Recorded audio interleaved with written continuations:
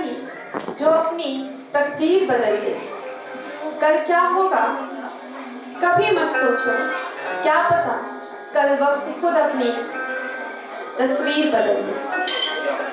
इसी positive attitude के साथ जय भारत के साथ मैं आप सभी का स्वागत करती हूँ और दिल की गहराइयों से स्वागत करते हुए ये अपेक्षा करती हूँ कि आज की ये शाम हमारे सफल रहे। आज इस कार्यक्रम की शुरुआत मैं एक ऐसी कविता से करना चाहती हूँ जो हमारी सावित्री माँ फुले और फातिमा शेख को डेडिकेट है। मैं सभी से विनती करूंगी कि कृपया इसकी एक एक लाइन ध्यान से सुनिए, क्योंकि ये अपने आप में ही उनको डेडिकेशन है। इतिहास में आगाज हुआ नई सोच की राह सजी, जिस देश ने शूद्र को नीच और स्त्री को कमजोर समझा, वहां ये पहली महिला शिक्षिका बनी। ये समाज बेवकूफ इतना सही गलत ना समझ सका, प्रगति के तरफ बढ़ाए कदम को ये हर मोड़ पर रोक चला। पर दुड़ता इतना मन उनका, ना पत्थर से घबराई हो। हर राह पर कांटे मिले थे, पर एक कदम ना लड़खड़ाई हो। जीवन ऐसा जी कर गई कि प्रकाशित किया भारतवर्ष को।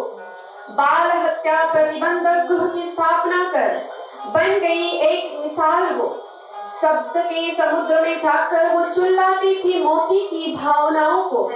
इसी वजह से आज भी जानी जाती है सावित्री माँ फुले अपने काव्य से। समुद्र की तरह गहरी नहीं, पर मिट्टी जितनी गहराई है। निश्चय, परिश्रम और नई सोच की इनकी जीवनी एक सच्चाई है। मेरे भाइयों और बहनों, आज यहाँ पर एकत्रित होने का उद्देश्य हम सभी को पता है कि आज 3 जनवरी है, जो कि पूरा भारतवर्ष, जिसमें अलग अलग संगठनाएं, अलग अलग सामूहिक संगठनाएं, अलग अलग राज्य, स्कूल आज का दिन सावित्री माँ फुले का जन्मदिन मनाने के लिए पूरी तैयारी के साथ एकजुट होकर कार्यरत है। बट आज का कार्यक्रम हमारे उस उद्देश्य से परे है जो सभी का है। आज अलग अलग संगठनाएं, महिला संगठनाएं और भी विभिन्न संगठनाएं हैं जो आज केवल आज का दिवस बर्थ एनिवर्सरी के रूप में मनाने की अपेक्षा कर रहा है, परंतु दूसरी ओर वेलफेयर पार्टी ऑफ इंडिया ने यह प्रयत्न किया है कि आज का दिवस हम न केवल सावित्री माँ फुले का जन्मदिन के रूप में मनाएंगे, बल्कि अपने पूरे प्रयत्न से ये प्रयास करेंगे कि आज के दिवस को भारतीय महिला दिवस पूरे भारत में घोषित किया जाए। आज कार्यक्रम के प्रमुख अतिथि के रूप में माननीय खाजिस्ता खान, जो कि आने वाले 15 मिनट में हमारे साथ होंगी, चिंतक अभ्यासक माननीय अमिताभ पावड़े सर एवं डॉक्टर सबीहा खान, जो कि मोमीनपुरा में अपने कार्य से समाज की सेवा कर उन्हें लाभ प्राप्त हो इसी का प्रयत्न करती हैं। और अध्यक्ष के रूप में हमारी श्रीमान प्रेमाताई। आप सभी को जानकर ये बहुत खुशी होगी कि जिस स्कूल को उन्होंने पहले शुरू किया, उस स्कूल में उन्होंने सारी जाति प्रथा को दूर करते हुए हर वर्ग की लड़कियों को सम्मिलित किया।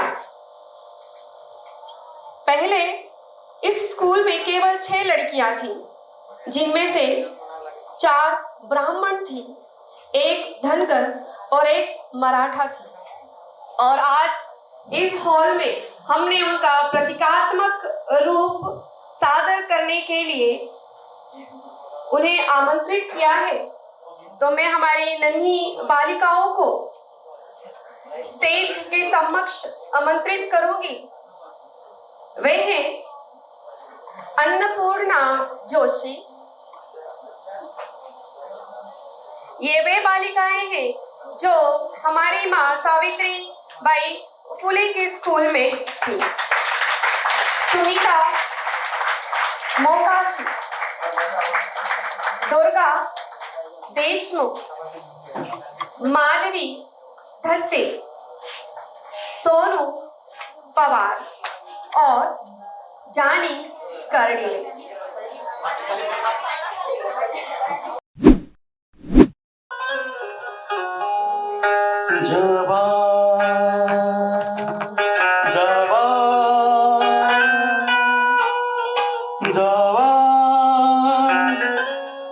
जाबाज है ज्योतिबा, जाबाज है ज्योतिबा, तुम्हारी सावित्री। जाबाज है ज्योतिबा, तुम्हारी सावित्री। शिक्षा दिलाने आई, शिक्षा दिलाने आई, वो शिक्षा की वो देवी। शिक्षा दिलाने आई, वो शिक्षा की देवी। जाबाज ज्योतिबा, तुम्हारी सावित्री। जाबाज है ज्योतिबा, तुम्हारी सावित्री।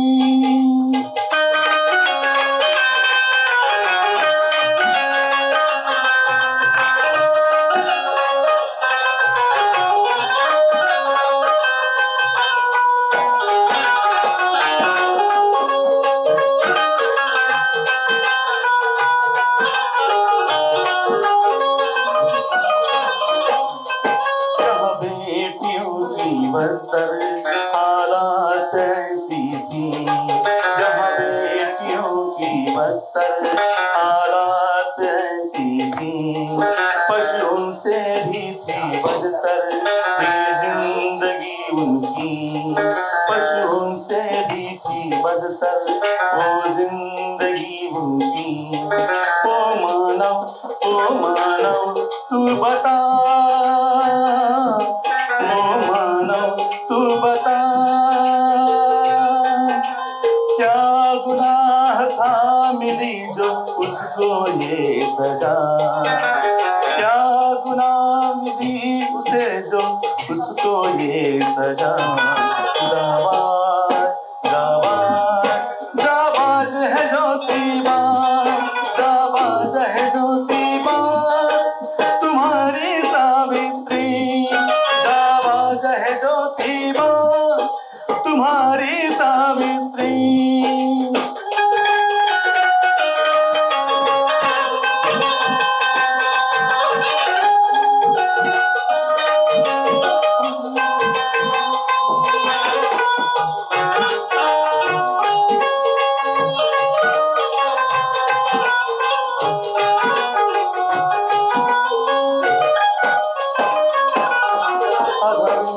सनातनी वो यहाँ जुल्म ढाते रहे, हाँ जुल्म ढाते रहे। पत्थर की चढ़गंध की जबर बरसाते रहे, जबर बरसाते रहे। वीरबाला साहसी बाला, वीरबाला साहसी बाला, लड़ पड़ी सबसे वो, लड़ पड़ी वो सबसे। बेटियां पढ़ते रहे, लड़ पड़ी वो सभी से। बेटियां पढ़ते रहे, बेटियां पढ़ते रहे।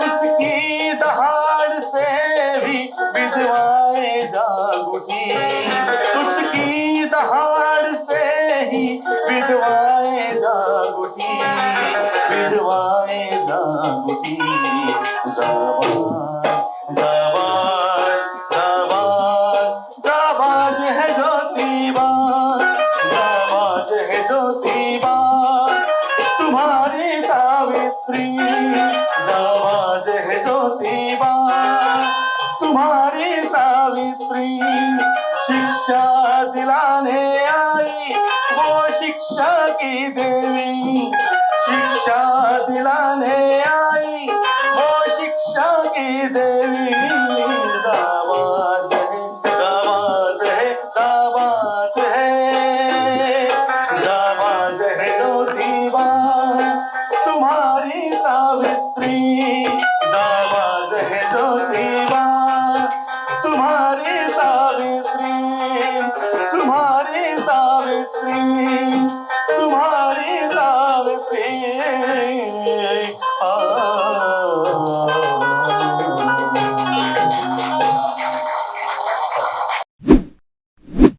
मैं खास तौर पे मुबारक बोलूंगी क्योंकि I belong to a fraternity that is education. और आज हमें जिसने कलम दिया, जिसने हमें आगे बढ़ने की शिक्षा दी, जिसने प्रेरणा दिया, वो है the first women teacher of India, that is Savitribai Phule. I paid my homage with the bottom of my heart. In fact being a teacher, मुझे याद आता है कि आज हम जिस तरह शिक्षा दे रहे हैं, हमें हर चीज़ मिल रही है, सारी बेसिक एमिनिटीज़ हमारे पास है, हर चीज़ हमको इजीली अवेलेबल है। लेकिन याद करिए वो दौर जिस वक्त उस लेडी ने शिक्षा के लिए कदम बढ़ाए थे। सबसे पहली बात तो वो एक बहुत छोटी सी उम्र में उनकी शादी हुई। 3 जनवरी वो मुबारक दिन जब उन्होंने इस धरती पे जन्म लिया। 9 साल की उम्र में उनकी शादी हुई। 13 साल के उनके पतिदेव थे। ऐसे हालात में मैं खास तौर पे बच्चों को या हमारे यंगस्टर्स को पीछे नज़र डालने के लिए कहूँगी कि हिस्ट्री पे नज़र डालिए, उस लेडी को देखिए और आप सोचिए कि कैसे हालात थे जिस वक्त उन्होंने ये कदम उठाया था। उस वक्त डिस्क्रिमिनेशन बहुत ज़्यादा था जात पात का। जो ऊंची जात के लोग थे वो निचली जात के तबके पर बहुत ज़्यादा हाकिम थे। मतलब they were the barriers, like कि they were not supposed to take education very easily। ऐसे हालात में जब हर तरफ से फाइनेंशियल हेल्प नहीं थी लोगों के, मैं बहुत ज़्यादा आपको लिटरेरी तौर पे कोई चीज़ नहीं कहना चाहूँगी कि I just want to know कि बच्चों के दिमाग में ये चीज़ जाना चाहिए, क्योंकि मैंने 36-37 ईयर्स अपनी ज़िंदगी के सर्विस को दिए हैं। उस बीच मैंने एक एरा देखा है जब लोग बच्चे जो है ज्योतिबा फुले और सावित्रीबाई फुले के थोड़ा थोड़ा सा भूल गए थे। इसमें गलती हम टीचर्स की भी थी। हमने उन रिफॉर्मर्स को याद नहीं करवाया, हमने उन सोशलिस्ट को हम थोड़े से भूल गए, हम स्ट्रीम के बहाव में आ गए थे। लेकिन आज जब हम सोचते हैं, आज जो बड़े बड़े ओहदों पे हमारे बच्चे बैठे हैं, पावड़े सर मैं खासतौर पे आपसे कहना चाहूँगी कि आज जो सिनेरियो है दैट वाज एंटायरली डिफरेंट। उस वक्त क्या था? ऐसे हालात में दोनों मियाँ बीवी ने घर छोड़ दिया, उनको निकाला गया क्योंकि उनके ऊपर बहुत ज़्यादा जुल्म हुआ। सबसे पहली बात, एक छोटा सा किस्सा मैं उनको बच्चों को बताना चाहूँगी कि एक दिन she was reading an English magazine, that was a book.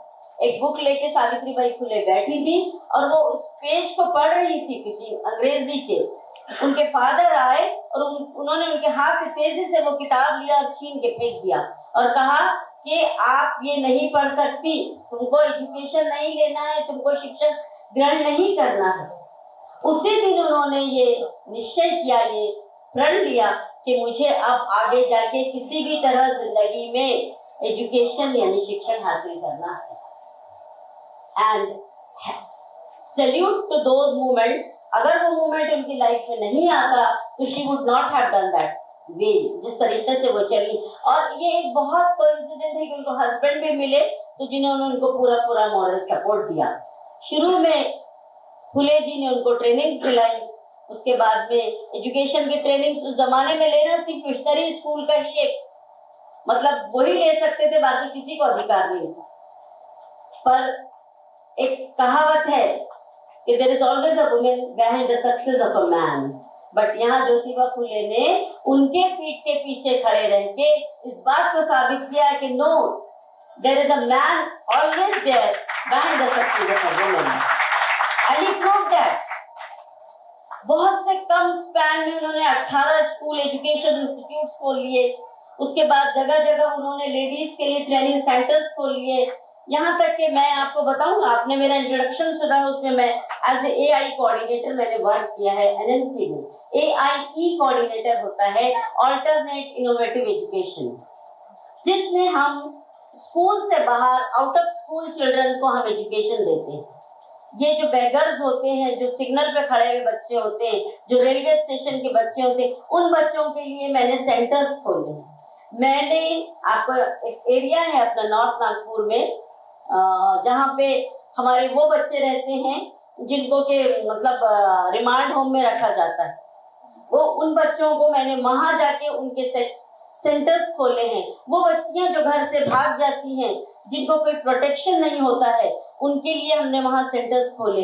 ऐसी ही सेंटर्स, ये प्रेरणा मुझे मिली या मुझे गवर्नमेंट की तरफ से इस चीज का एक स्कीम थी, उस पे मैंने 5 साल इस पे काम किया है ऑन डेपुटेशन, जिसको प्रतिनियुक्ति कहते हैं। तो मैंने देखा कि वो बच्चियां they used to take education very fast. वो बिल्कुल घरों से निकली हुई थी, उनके दिमागों में ये था कि हमको कुछ करना है। अब हम आ तो गए, हमको एक शेल्टर तो मिल गया, करुणा करके एक शेल्टर का मैंने वहाँ पे वो किया था, और वो बच्चियां वहाँ पे बहुत अच्छे से करती थी। उनको हमने सुइंग मशीन्स दिया था and they used to stitch clothes, और उसके बाद उसको हम बाहर सेल करवाते थे।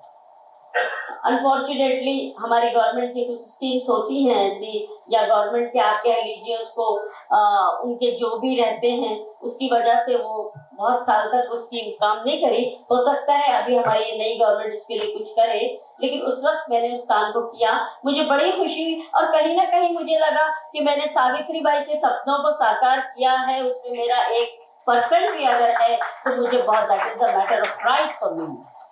तो मैं यही कहना चाहूंगी, बहुत ज्यादा आप लोगों का वक्त नहीं लूंगी, कि आई पे होमेज टू दैट लेडी। और फातिमा शेख, उनका साथ बहुत एक दूसरे के लिए एक सिक्के के 2 पहलू। जिस तरीके से उस लेडी ने, आज हमारे मन में एक धारणा, एक एटीट्यूड बना है कि मुस्लिम लेडीज दे डोंट वर्क, वो नहीं आती है मैदान में। ऐसा नहीं है। कहा जाता है कि जरा नम हो तो ये मिट्टी बड़ी जरखेज है, साथ में सिर्फ थोड़ी सी नमी की जरूरत है। I did a lot. I belong to an educated family, लेकिन ये हर घर में हो सकता है। इसीलिए कहा गया है कि जरा नम हो तो ये मिट्टी बड़ी जरखेज है, साथी सिर्फ थोड़ी सी नमी की देर है, थोड़े से हाथ बढ़ाने की देर है, और वो जरूर कि हम उनके सपनों को साकार कर सकते हैं। एक औरत क्या कर सकती है? इतने साल पहले हमारे इंडिया का सिनेरियो पूरा आप जाके देखिए, हमारे यहाँ बहुत सी लेडीज ऐसी रही हैं। बीच के एरा में भी हमने देखे, हमारे पास कल्पना चावला जैसी औरतें रही हैं। हमारे पास स्पोर्ट्स में भी बहुत सी औरतें ऐसी आई हैं जिन्होंने हमारे मुल्क का नाम रोशन किया है। यदि आपको कोई बात मेरी गवारा नहीं लगती है तो निषेध कीजिए, चुप मत बैठिए। लेकिन हम लोग चुप बैठते हुए आए हुए हैं, इसीलिए देश की हालत आज कैसी है आप जानते हैं। मैंने बताने की जरूरत नहीं है, इसलिए चुप मत बैठिए। हो सके तो मेरा निषेध कीजिए, मैं स्वागत करूंगा। यही हम लोगों की तहजीब रही है आज तक। और पहले ही टीचर से सबसे हाथ जोड़कर मैं माफी चाहता हूं, क्योंकि टीचर्स ने ही हमको कक्षा में चुप बैठो सिखाया है। तब हम लोग क्लासरूम में चुप बैठे, आज समाज में चुप है। एक 2 पैसे का गुंडा मवाली आता है, राज करता है, और हम चुप रहते हैं। इसलिए मेरी गुजारिश है, चुप मत बैठिए, स्पष्ट कहिए, निषेध कीजिए। क्या करने वाला है? कोई 2-4 गुंडे मिलके राज करे और हम सहन करें, इससे और बुरी क्या बात हो सकती है लोकशाही में? और एक चीज मैं आपको बताना चाहता हूं कि घर में चोरी कब होती है? चोर होशियार है, कभी इसलिए चोरी नहीं होती है। मालिक सोया हुआ होता है तब चोरी होती है। और लोकशाही में मालिक कौन?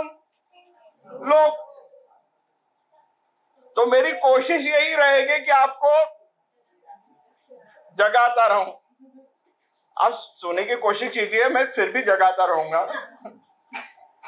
और जहां आपको थोड़ा भी लगे कि बोर हो रहा है, तालियां बजा दीजिए, मैं बैठ जाऊंगा। मेरा पूरा लोकशाही में विश्वास है, मैं आके यहाँ पे आपको त्रस्त करूं, ऐसा भी नहीं। तो शुरुआत करता हूं, एक मेरा बहुत पसंदीदा गजल है। शोला हूं, भड़कने की गुजारिश नहीं करता। शोला हूं, भड़कने की गुजारिश नहीं करता। सच मुंह से निकल जाता है, कोशिश नहीं करता। गिरती हुई दीवार का हमदर्द हूं लेकिन, गिरती हुई दीवार का हमदर्द हूं लेकिन, चढ़ते हुए सूरज की परस्तिश नहीं करता। माथे के पसीने से न महक आए जिसे, वो खून मेरे रग में गर्दिश नहीं करता। और आखिरी शेर है उसका, मुजफ्फर वारसी साहब का कलाम है ये। हमदर्दी अहबाब से डरता हूं मुजफ्फर, हमदर्दी अहबाब, ये मित्रों की हमदर्दी से, हमदर्दी अहबाब से डरता हूं मुजफ्फर। मैं जख्म तो रखता हूं, नुमाइश नहीं करता। हुआ ये जा रहा है, अभी मुझे थोड़ा दिल की धड़कनें कुछ ज्यादा तेज हो गई थी जब मेरे सामने से सफेद फूल गए। फिर डॉक्टर साहिबा के सामने से हरा पत्ता चला गया और एक रंग बाकी रह गया। मैं दहशत में आ गया। आप यकीन मानिए, मैडम से ब्लड प्रेशर चेक कराना पड़ेगा शायद मुझे, कि इतने बंद दरवाजे करने के बाद में भी एक ही रंग बचा हुआ है यहाँ।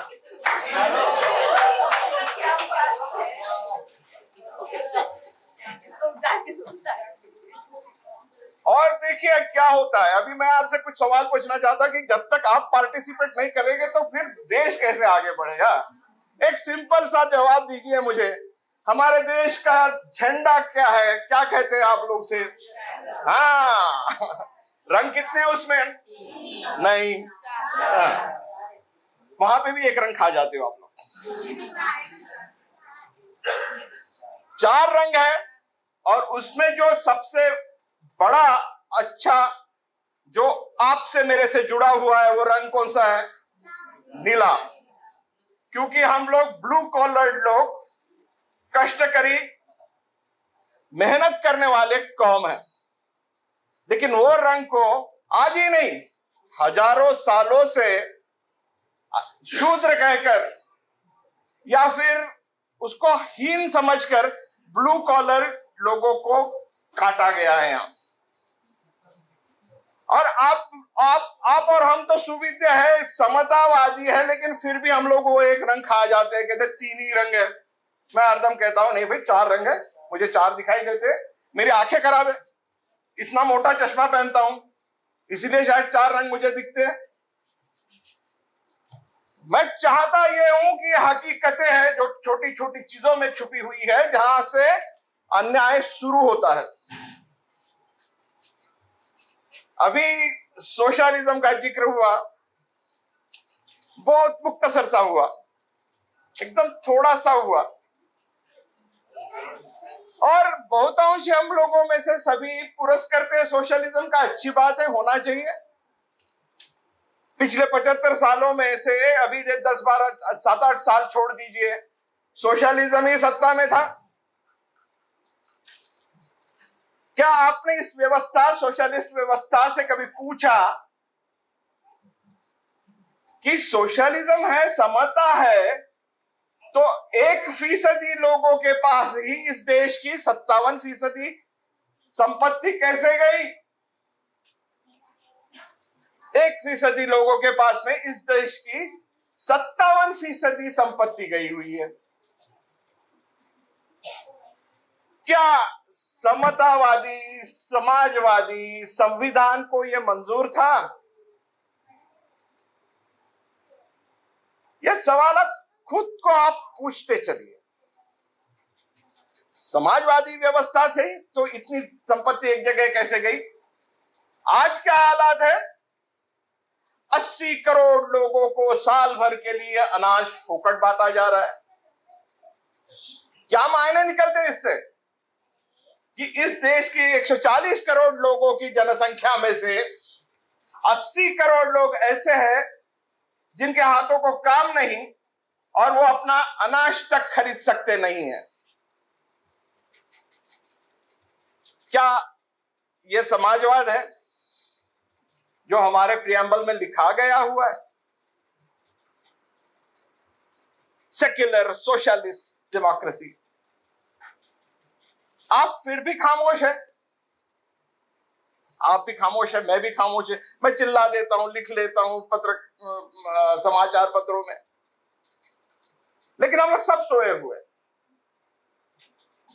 और क्या इसलिए सावित्री माई ने यहां के धर्मवादियों के गोबर और पत्थर सहे थे?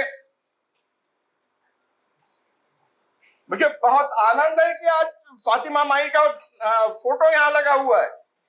नहीं तो रंगों के साथ में फातिमा माई का फोटो भी नहीं लगाते हम लोग।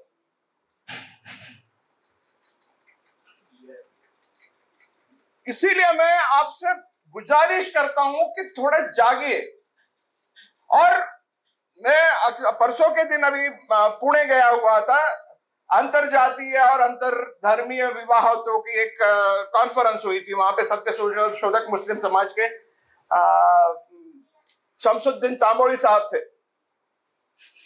तो काफी नए लड़के अंतरजातीय अंतरधर्मीय शादी करने के लिए तैयार है और वो काफी हम लोग के पास आए भी वहां पर और बड़ा अच्छा लगा हमें वो। अब हम लोग तो यानी मेरा कुटुंब जो है, मेरा परिवार जो है, उसमें पूरा हिंदुस्तान मिल जाएगा आपको। मेरे 2 जवाई मुस्लिम है। मेरा जवाई जो है, जो बेटी ने शादी की, वो जैन है। कहीं आपको सिख मिल जाएगा, कहीं एंग्लो इंडियन मिलेगा, कहीं जर्मन मिलेगा, कोई सभी लोग हम लोगों के कुटुंब में है। और मैं आपको बताना चाहता हूँ, यही धनतोली में ही रहता हूं मैं। गुजराती है, पंजाबी है, सिख है, सब लोग हम लोग एक साथ रहते हैं। और कई सालों से, क्योंकि मेरे माता पिता का भी अंतरजातीय अंतरधर्मीय विवाह है। मेरा कोई धर्म नहीं, क्योंकि माताजी का धर्म लगाओ तो पिताजी को गुस्सा, और पिताजी का धर्म लगाओ तो माताजी का धर्म गुस्सा। इसलिए मेरा धर्म एक ही है, संविधान इस देश का। और मेरी आइडेंटिटी डॉक्टर बाबा साहेब आंबेडकर जिस तरह कहते हैं, मैं प्रथमता भारतीय है और अंतिमता ही भारतीय है मी। त्याच्यामुळे मला दूसरी आइडेंटिटी नहीं, मुझे दूसरी आइडेंटिटी है ही नहीं। इसलिए क्या होता है कि बड़ा आसान हो जाता है दुनिया। मैं हर एक को देखता हूं तो मेरे को भारतीय नजर आता है और मेरे को फिर उसका तिरस्कार करने की कोई गुंजाइश नहीं रहती। आप लोग देखिए, धर्मों के नाम पे, जातियों के नाम पे हम लोग सीखे क्या है? किसी को पूछे आयत पूछ लीजिए, नहीं बताते आएगी। किसी को श्लोक पूछ लो, नहीं बताते आएगा। लेकिन धर्म के नाम पे मैं तिरस्कार जरूर करूंगा आपका। इतना ही नहीं, समझो 2 अलग अलग धर्म के हो तो समझ में आती है कि भाई यह धर्म का इस धर्म से तिरस्कार कर रहा है। लेकिन वही धर्म का हो तो वो जातियां ढूंढना शुरू कर देगा उसमें से। अच्छा, जातियां भी सेम हो तो उसमें पोट जातियां ढूंढेगा, है या नहीं वही पता है मेरे को। झूठ होगा तो बोल दीजिए झूठ है। अरे पोट जातियां जी रुक गई तो भाषा लेके आएगा उसमें, वो तेलुगु बोलता है।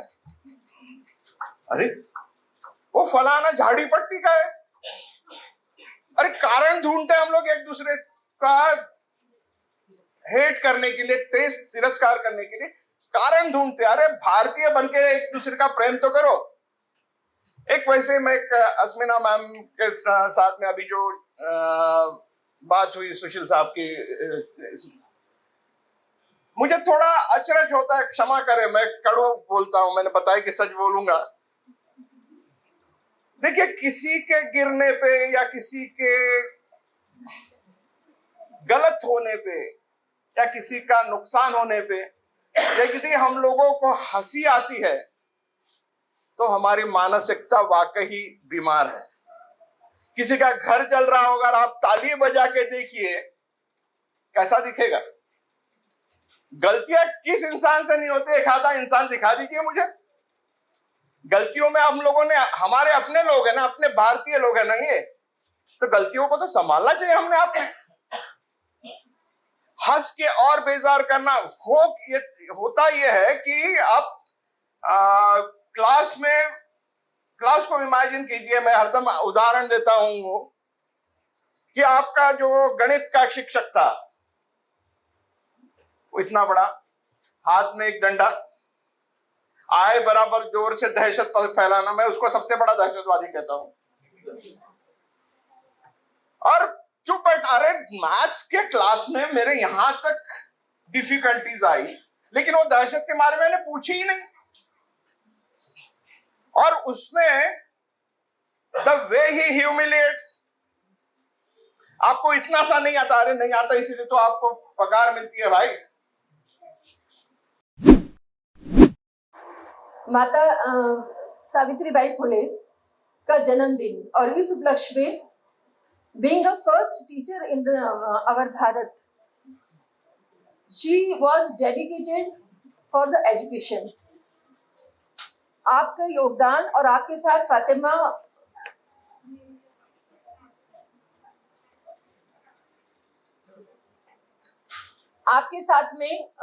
शेख आपा का योगदान एजुकेशन में आज से 150 साल पहले 1848 को जब आपने शिक्षा को शुरू किया और जो तकलीफें आपने उठाई वो सब हमारे सामने हैं। और उन तकलीफों को देखते हुए आज हमको हमारे भारत में जिस तरह से एजुकेशन को प्रोवाइड किया गया और महिलाएं जिस तरह आज हाईली एजुकेट हो रही है, ये भी हम देख रहे हैं कि हमारी भारतीय महिला आज किधर जा रही है।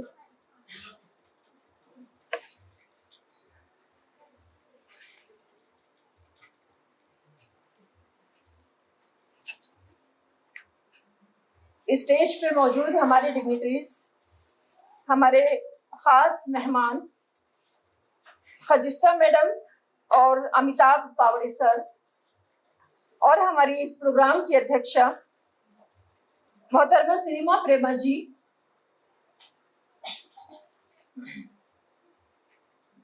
आप सबको मैं सलाम करती हूँ उस ईश्वर के नाम से जो बड़ा दयालु और कृपावान है। ऐ लोगों, अपने ईश्वर से डरो जिसने तुमको एक मर्द और एक औरत से बनाया और उससे बहुत सारे इंसान दुनिया में फैला दिए। उस ईश्वर से डरो जिससे तुम हर चीज का सवाल करते हो और अपने रिश्तों का पास रखो। ये मैंने कुरान का एक चैप्टर द वुमेन, उसकी एक पहले आयत को मैंने आपके सामने पेश किया। और ये आयत हमें ये बताती है, जो आज ये स्टेज हमें बता रहा है, जिस तरह से सारे धर्म के लोग यहाँ पे एकत्र है और जिस तरह सावित्रीबाई फुले के साथ फातिमा शेख आपा का नाम आता है, ये सबसे बड़ी मिसाल है यूनिटी इन डाइवर्सिटी की, कि हमारा भारत देश किस तरह का सेक्युलर देश है। और हमको यहाँ पर जो आज़ादी मिली है, ये बाबा साहेब अम्बेडकर के संविधान से हमें मिली है, जिसने हमको ये राइट्स दिए कि right to speech, right to thought, और अपने रिलीजियस को फॉलो करने के लिए हमको जो हुकूक मिले हैं वो आज हम यहाँ पर इस वजह से है क्योंकि हमें संविधान ये हक देता है। हम देखते हैं कि 150 साल पहले हमारी इन माताओं ने एजुकेशन के लिए इतनी कोशिशें की। जिस वक्त हमारे भारत में महिलाओं को बड़ा दबा और कुचला हुआ समझा जाता था, जिस वक्त महिलाओं को उनके हक हासिल नहीं थे, उसे या तो सती होना पड़ता था, या वो बाजार में बेच दी जाती थी, या वो बिल्कुल एक औरत की तरह इस्तेमाल की जाती थी। हम देखते हैं कि 1500 साल पहले प्रेषित मोहम्मद सल्लल्लाहु अलैहि वसल्लम ने, हमारे प्रोफेट ने भी महिलाओं के लिए यही सब किया। और 1500 साल पहले प्रेषित मोहम्मद की वाइफ अम्मा आयशा ने अपनी एजुकेशन इंस्टीट्यूट शुरू किया, और ना सिर्फ महिलाओं को बल्कि हमारे मर्दों को भी, हमारे पुरुषों को भी उन्होंने शिक्षित किया, और धर्म के बहुत बड़े बड़े विद्वान उन्होंने तैयार किए। मैथमेटिक्स कैलकुलेशन में वो इतनी आगे थी कि जब प्रॉपर्टी का कहीं डिवीजन होना होता था, प्रॉपर्टी में इस्लाम ने औरतों को बहुत सारे हुकूक दिए हैं। एजुकेशन का हक है उसको प्रॉपर्टी में शेयर्स है, वो सेल्फ इंडिपेंडेंट है, वो किसी पर डिपेंड नहीं होने वाली है। फादर की प्रॉपर्टी में हक, हस्बैंड की प्रॉपर्टी में हक, बेटी की प्रॉपर्टी में हक, बेटे की प्रॉपर्टी में हक, भाई की प्रॉपर्टी में हक, ये सारे हुकूक, सारी चीजें इस्लाम ने उसको दी है और फाइनेंशियली स्ट्रांग बनाया है। हम देखते हैं कि मुस्लिम महिलाओं को अपना हक मांगने के लिए कहीं जाना नहीं पड़ता, क्योंकि इस्लाम ने उसको सारे राइट्स दिए हुए हैं, और वो अपने हुकूक में रह करके अपने घर में खुशहाल जिंदगी गुजारती है। उसके साथ साथ वो हाईली एजुकेट भी हो रही है, वो टॉप मोस्ट जॉब्स भी कर रही है, वो पायलट भी बन रही है, वो केमिकल इंजीनियर भी है, डॉक्टर भी है, टीचर भी है। आज सारी मिसालें हमारे सामने। मुस्लिम वुमेन को सप्रेस समझा जाता है, इस हिजाब में उसको दबा कुचला समझा जाता है, but it doesn't cover my mind, it cover only my body. Muslim महिलाओं को ही नहीं बल्कि सारे दुनिया की महिलाओं को आजादी के नाम पे जो राह दिखाई गई, पुरुष प्रधान एक जो सोच है उसके जरिए से, वो आजादी के नाम पर वुमेन्स को एक्सप्लॉयटेशन के सिवा और शोषण के सिवा कुछ नहीं दिया गया। महिलाएं बहुत खुश हुई उस आजादी, उस लिबर्टी के नारे के साथ। मेरा जिस्म मेरी मर्जी, वो नारा था कि मैं आजाद हूं, मैं मर्दों से कंधा मिला करके, कंधे से कंधा मिलाकर काम करना चाहती हूँ। मुझे ये समझ में नहीं आया कि महिलाएं इस बात पे क्यों खुश हो गई कि उसको मर्दों के कंधों से कंधा मिला करके फाइट करना है, बल्कि हम तो उससे आगे जाने वाले लोग। हम महिलाएं इतनी सक्षम हैं कि वो तो मर्दों के कंधे से कंधा मिला के काम करने को अपनी आजादी और अपना कामयाबी नहीं समझती, अपनी सक्सेस नहीं समझती, बल्कि हमारी सक्सेस तो उससे आगे जाने की एबिलिटी है। हमको क्यों यहाँ लाके खड़ा कर दिया गया कि हमको मर्दों की बराबरी करना है, जबकि मर्दों से ज्यादा हमारी डिग्निटी है और हमारी एबिलिटीज है। ये सारा संसार मानता है और ये सब मानते हैं। हमको लिबर्टी के नाम पे, आजादी के नाम पे जो माहौल दिया गया, जो खुलापन दिया गया, उसमें सिर्फ महिलाओं का शोषण हुआ। हमने तरक्की जरूर की, लेकिन उस तरक्की के साथ में आज हम देखते हैं कन्या भ्रूण हत्या खत्म नहीं हुई। पहले तो अरब में जब प्रॉफिट मोहम्मद सल्लल्लाहु अलैहि वसल्लम आए थे तो जमीन में बच्ची को पैदा होने के बाद जिंदा दफन किया जाता था, और उसके लिए कुरान में ईश्वर ने सवाल किया है